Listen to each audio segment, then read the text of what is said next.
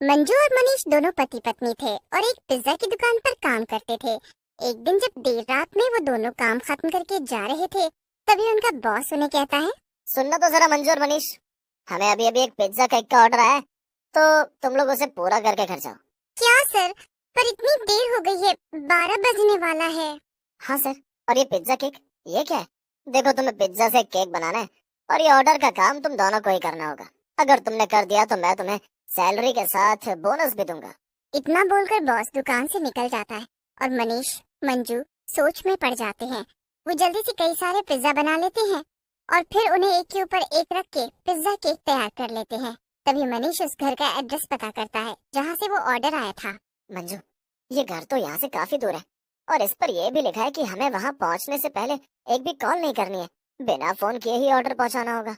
उफ़ो, कैसे अजीब लोग हैं, कितनी अजीब अजीब सी शर्तें हैं इनकी। खैर, जल्दी चलो, ये काम खत्म करके मुझे घर जाना है और सोना है। बड़ी तेज नींद आ रही है। मनीष और मंजू बाइक पर बैठकर निकल जाते हैं पिज्जा केक का ऑर्डर देने। जब वो लोग उस घर के बाहर पहुंचते हैं तो देखते हैं घर की लाइट्स ऑफ थी। उस घर के बगल में भी एक घर था और इस पूरे इलाके में सिर्फ यही दो घर थे। ये क्या, कितना मनहूस इलाका लग रहा है ये। मनीष, छोड़ो ना मंजू, हमें क्या, तुम जल्दी से घर की डोरबेल बजाओ ना। मंजू डोरबेल बजा देती है, पर तभी उसकी नजर घर की नेम प्लेट पर पड़ती है और मंजू चौंक जाती है। अरे मनीष, जरा ये देखो, यहाँ तो रमेश तिवारी लिखा हुआ है। ये तो हमारे बॉस का नाम है ना शायद। अरे हाँ मंजू, सही कहा तुमने। तो क्या ये हमारे बॉस का घर है? पर हो सकता है एक ही नाम का कोई दूसरा आदमी यहाँ रहता हो।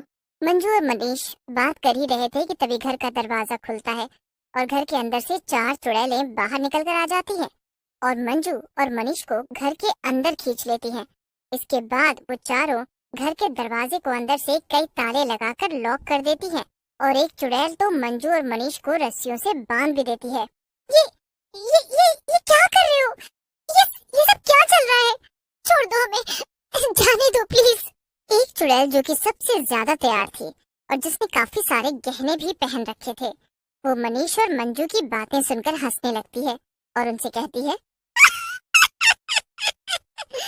ये मेरा घर है और यहाँ पर मेरी यानी हम सब चुड़ैलों की किट्टी पार्टी चल रही है। वो पिज्जा केक तो बस एक बहाना था, हमें तो बस पार्टी के लिए इंसानों को खाना था। क्या, ये सब कैसे हो सकता है? यही तो हुआ है अरे अरे, अब इससे बात करके वक्त क्यों बर्बाद कर रहे हो तुम लोग? हम वापस से अपनी किट्टी पार्टी शुरू करते हैं। इन दोनों को हम डिनर में खाएंगे थोड़ी देर बाद, वो भी इन्हें डीप फ्राई करके इनके भजिए बनाकर। हाँ चलो, आइडिया तो बुरा नहीं है। चलो फिर पहले हम लोग अपना पत्तों का गेम खत्म करते हैं। देखना भी तो है ना कि हम में से कौन जीतेगा आखिर। जीत अगर आप